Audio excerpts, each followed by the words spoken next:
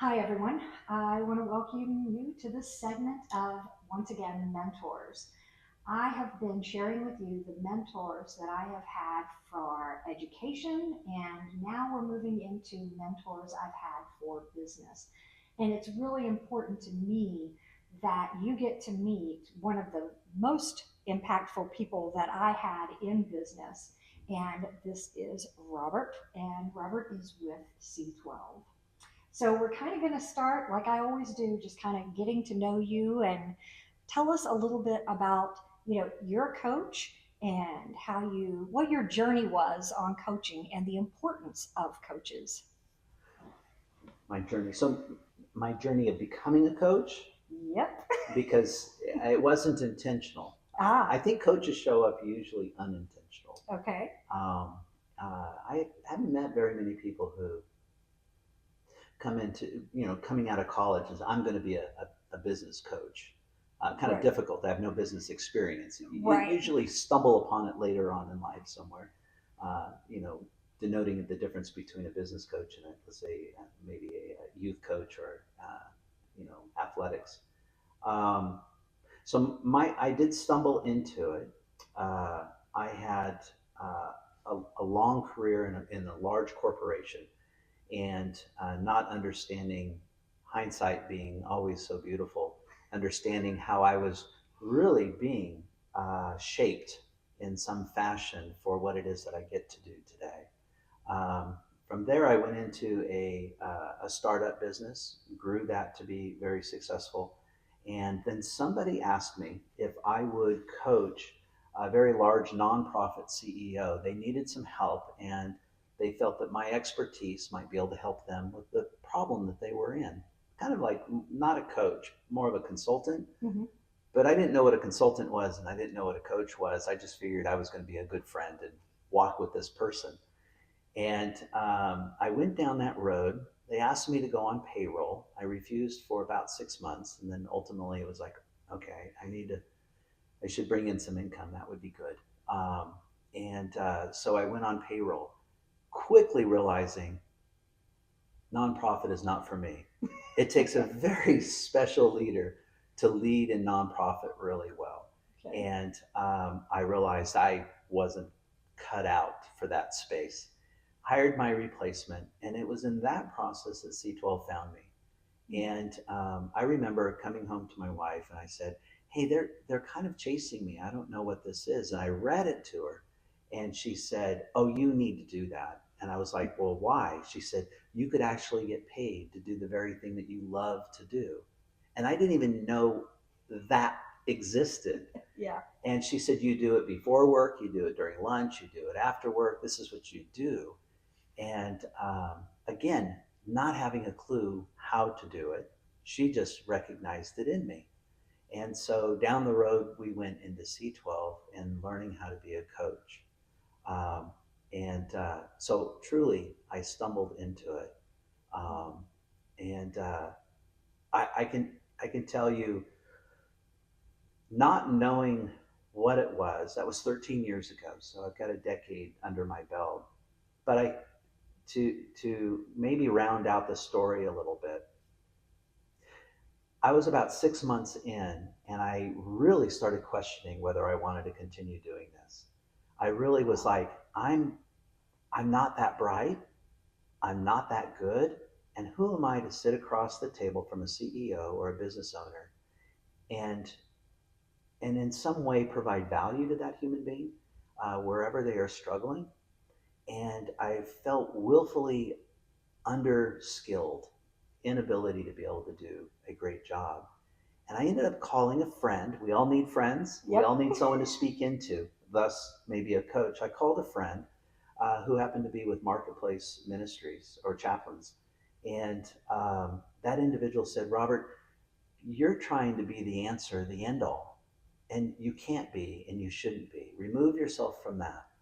Um, and C12 is faith based, and so in through that lens, he said, if you could help that person discover for themselves by hearing God what they need to do, and let's say in a secular world, it would be to have that intuition, finding their own answer, discovering whatever that process is. If you can help them discover that, you've just taught them in a way how to fish, how to navigate a difficult situation. Never providing the answer, but asking the right questions and wrestling with the issue before them. And when he unleashed that, I feel like really started my journey as a coach as to what it means to be able to walk with a person for a season and get in the trench of messiness, Yes. and not having an answer and being okay with not having an answer. Just that we're going to discover this together, and we're going to get on the other side of what this is. So maybe a long-winded answer, but that's totally okay, that's where it because was. that's what this is about. It's more relational understanding. Because I have found that when people relationally understand things, it actually opens up their heart and their mind. It does. To take in information in a different way. Mm-hmm. So when I started my business, when I got a franchise, the franchise I had purchased, there were some hidden things. And one of the hidden things, it was 147,000 in the hole. And I discovered that within 60 days after I had signed the bank papers, so to speak. So you started behind the proverbial eight ball. And so for me, I had no business acumen whatsoever. And so I knew I didn't know what I needed to know. Right. And I was like, how am I going to do this? So thank God my husband's got an MBA, executive MBA. You know, he could do the numbers, and he's the one who pointed out, hey, honey, guess what happened here? And within 2 years, I was bringing in 300,000, and that was barely enough. You had to bring in 375,000 at that time in order just to cover expenses, and that's no payroll. Right. So, I mean, no money to the owner, y'all. So that didn't even include payroll. And so I knew what I didn't know, that I didn't know. So I started seeking out, well, what's a business coach? I need to figure this out. And so I had gone to a couple other organizations, and I was like, there's just something that's not it. Ran across C12, and how I got there was I went to my church. My church was considering starting a leadership thing. A church. Went to the church, and I let them know. I said, guys, I'm really struggling. And they said, well, you should meet with Dan Walters. Dan Walters, he's who we send business people to in the church. And I said, okay, so I get Dan Walters. And Dan Walters says, well, there's this organization called C12. They've been talking to me and wanting me to come and be a chair. So I got to C12 before Dan got to C12. And so I came into C12, number one, it was a God thing I was there, because I had not met the financial goal or the financial expectation of being in the group, because there is an expectation you need to bring in X amount of dollars to be in this group, and I didn't have it. And it was a total, I don't know, y'all had a big oversight that year or something. I don't know. We saw potential. Well, I think so, because you were the one who had to make the decision whether I came in or not, I bet. And I think I made an impression the first time you met me. Indeed. But it was that I just knew I didn't know. And there was no business. I had no business acumen. I knew how to raise children. I knew social work things. I knew psychology things. And I knew these spreadsheets my husband kept giving to me. But there's so much more to business. And with C12, it was take a day. And I remember thinking for a brief second, oh my gosh, I can't do that. And it was telling you, it was a brief second that I had that thought. And it was like, no, I can take a day for my business. It's for me. Having a coach and a board is for my clients. It's for the people I'm serving. it's for my employees. Indeed. Yeah. And so, because I had employees that C12 taught me this, I had employees that were money motivated. I had employees who were words of affirmation motivated, and seeing the difference and knowing the difference, when to make a hire and when to Hmm. fire, and that no longer your services are needed was such a hard conversation to have when you had to have it. And learning to hire slow and fire fast. um, those are things. I'm a mom, I'm a nurturer, I'm going to take care of Right. you. Well, that's not good business, and it's not being a good mentor to your employees for them to see. um, I think it's Dave Ramsey who says, you want to go to work with stallions, you don't want to work with donkeys. And I really didn't know how to do that. And just those words, yeah, that makes sense, right? But doing it. Doing it is the challenge, right? Mm-hmm. Um, I don't think business is all that hard. You can read a book, you can Mm-hmm. go get an education. You could learn business on YouTube, Mm-hmm. right? There's kids that are running businesses these days, right? They Yep. saw the social platform, they saw the opportunity, and something inside of them made them figure it out. Yep. It's really not all that complex. But business only exists because people exist. If we think about it, if there were no people on the planet, we would not have a lion setting up a meat stand, It's right? We true. wouldn't have a giraffe doing their little thing. The commerce wouldn't be going on. Business exists because people exist. So it's really always about people. It only exists if there are people that happen to be involved. It's an exchange of goods and services in some fashion. We've got all the complexities of what that looks like. But at the end of the day, it's all about people. So the trick for a leader in many ways isn't so much about the widget or about the business acumen. It's about navigating people. And whether it's the buyer, whether it's the vendor supplier, the customer, or the internal customer in the employees or somewhere along the supply chain, on how these relationships dance. And so, since we're people, most of the time we have an idea of what we should do, but we're afraid to do it. And we've got to I talk can through it. identify with that. We've got to work through it. We've got to see the pros and the cons. We're trying to make a calculated risk in some fashion. And the risk is usually a risk to character, right? Mm-hmm. Ego, Yep. pride, whatever that it's, we're self-centered enough that we're worried about whatever the implications are down the road.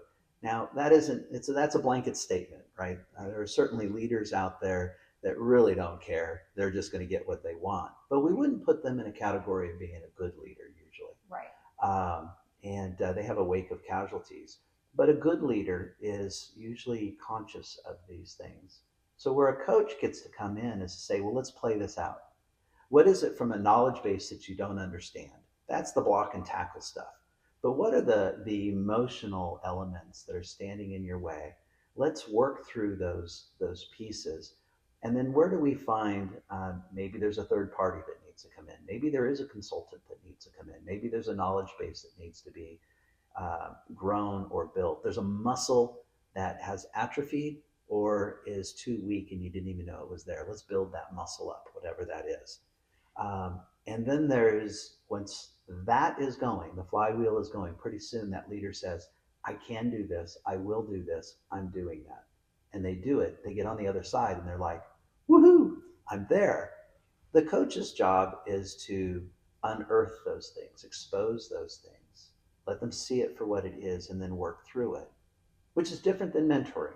Right. But a coach is going to walk with the individual versus teach the individual or impart their knowledge onto that individual. And it's a wonderful experience as a coach.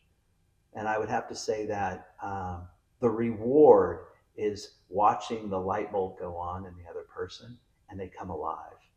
Uh, for them, it's the first time. For me, I'm looking at them going, well, I saw it all along. You just didn't Right. know it was there. Similar to, you've got kiddos. Yep. and you're telling your kiddos again and again and again and again what to do, what not to do, how to do it, yada, yada, yada. And they just don't do it. Yep. And then one day they come home because they were at their friend's house down, Mom, you wouldn't believe XYZ said, and you're like, I've been telling you that for years. Mm-hmm. They needed to hear it from someone else. Yep. A different environment, a different voice, a different way that it is stated, and they come alive. And sure, we get pinged as a parent going, well, I've been telling you that. I wish you'd paid attention to me. And on the other side, we're so excited that our kiddo got it, right, because we know it's going to serve them. And there is a little bit of gratitude for the neighbor down the street, yeah, that finally got to my kiddo. And that's that old adage that says it takes a tribe. Yes. And so back to coaching, it does take a tribe. We need people. Yeah. We need this to work through whatever that is in some fashion.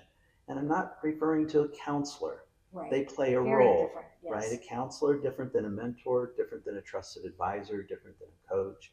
These are different hats. Right. Some requiring, certain certifications from a legal standpoint, i.e. a counselor. We don't want to hurt the person either. Right. We can steer them wrong. So we have to be smart enough to know how to navigate that or know when we've exceeded our limits. Because it's all about serving that person and making them the brightest light that they can be, all that they were designed to be. Yep. And I think a coach helps with that. It certainly helps me to be a better person, a better man, a better husband, a better father, a better business leader. I think it's invaluable. Yeah. And we have to let our pride down a little bit to say, I think I need help. Yes. That's one of the things that, that makes me different in some of the materials I offer on my website. And my website's my name, AnnaBauerreis.com. And in resources, there is a book, it's called The CEO Schedule and Planner. Mm-hmm. And it is not do this, do this, do this, do this. It is, what is this? Where is this? And I have SMART goals. I have things for you to ask. And it's about each and every one of your children. And you can take it and apply it to each and every one of your employees. Because when you know what you're really looking at, you can plan successfully. And I got that from C12. I didn't know the right questions to ask until hindsight, once again, it was like, oh, that's what Alan was asking.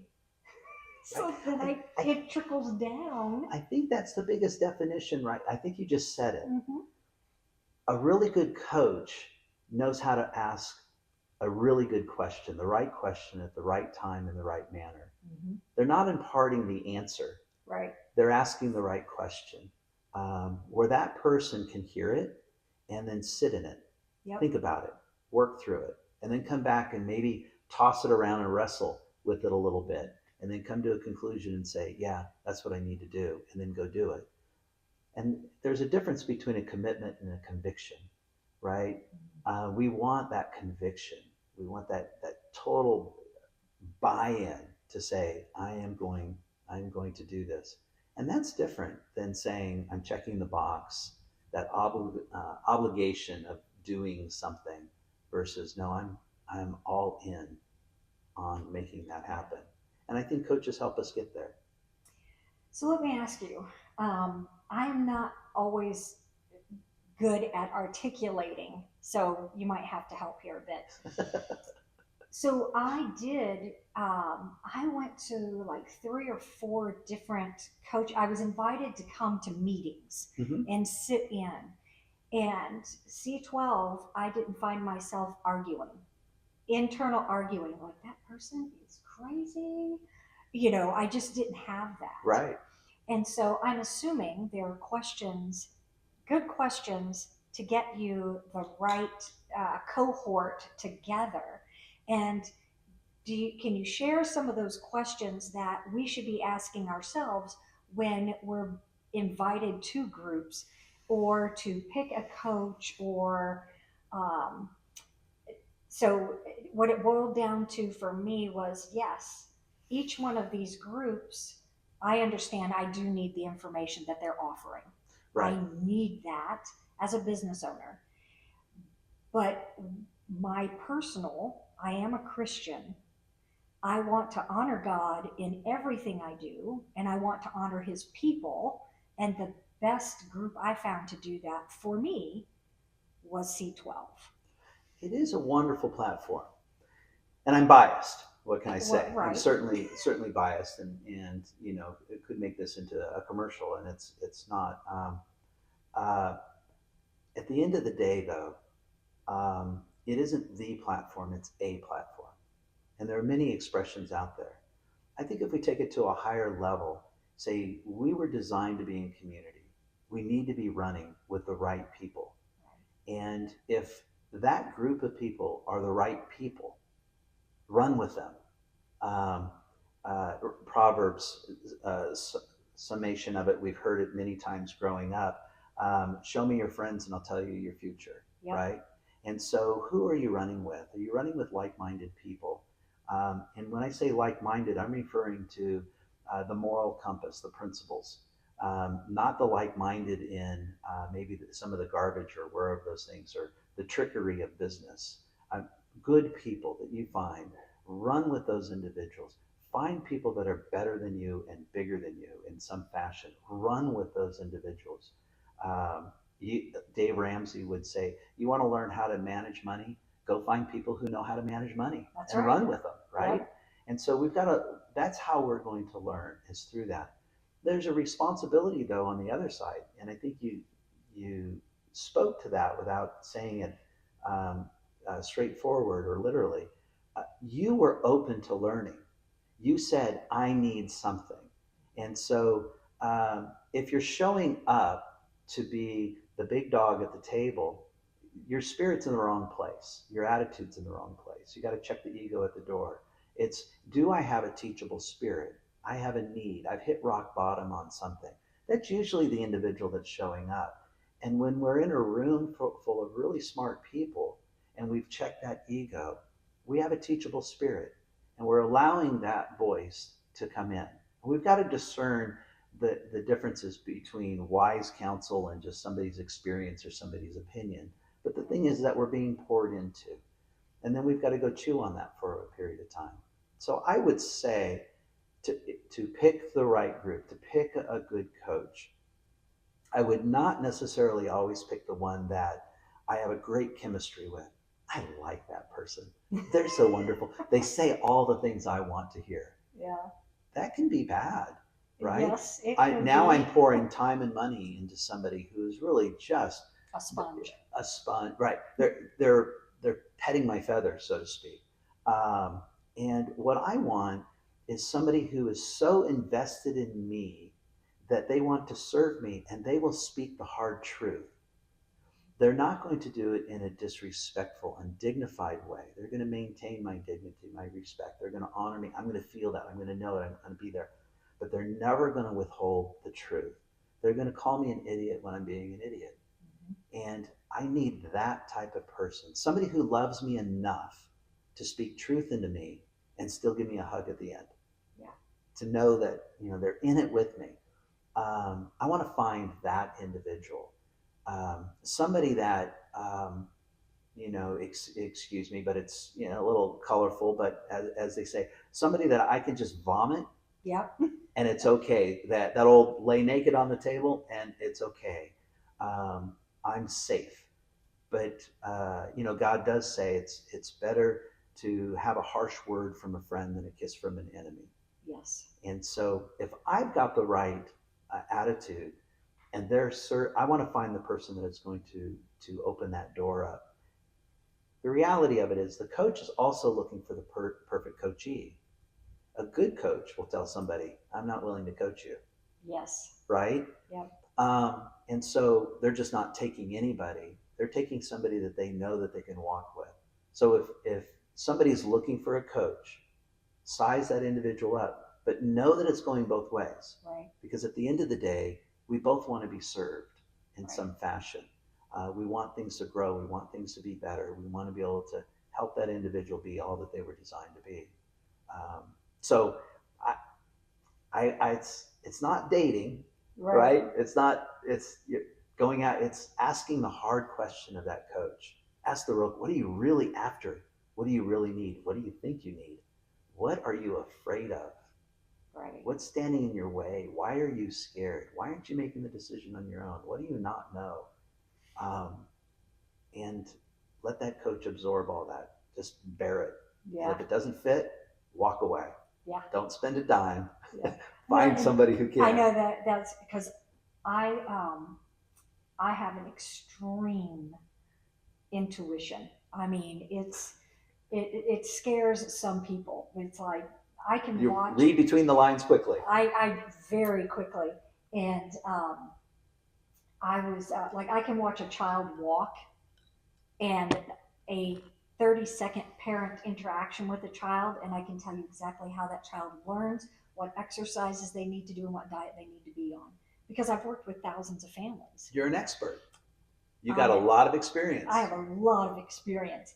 And when it came to finding coaches, there were some times that it was like, they just want my money.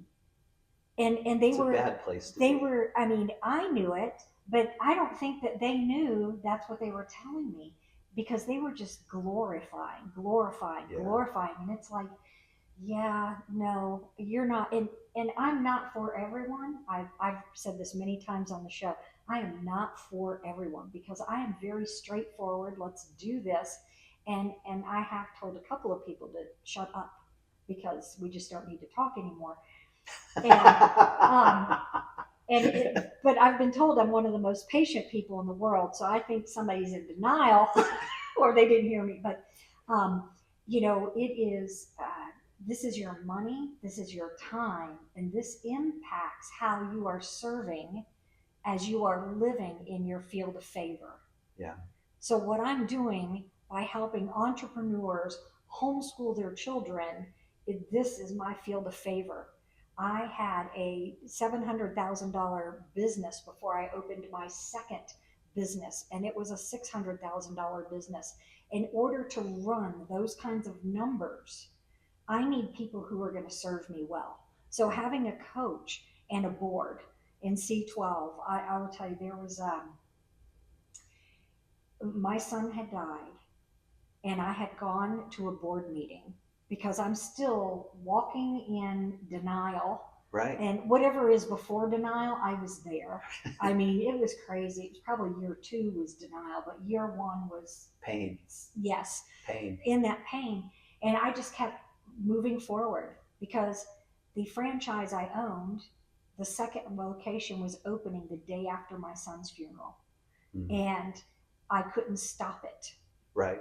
That life moves on. It doesn't stop. That ball was rolling. Yeah. And I had gone to, that was in June, and then in October, I remember sitting at a board meeting, and I had the guts to ask, do y'all know what I'm doing? Should I be here? Yeah. And they lovingly told me I had no business being there. I needed to stop. Yeah. I needed to take a break.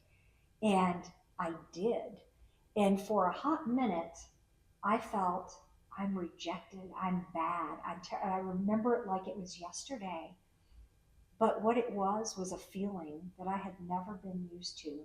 The C12 board loved me, and they loved me well to be truthful with me. And over the next couple of months, each and every one of them reached out. Hey, how are you doing? Can we be there for you? We're walking with. Yeah. Right? It's not transactional. It's This is what you need.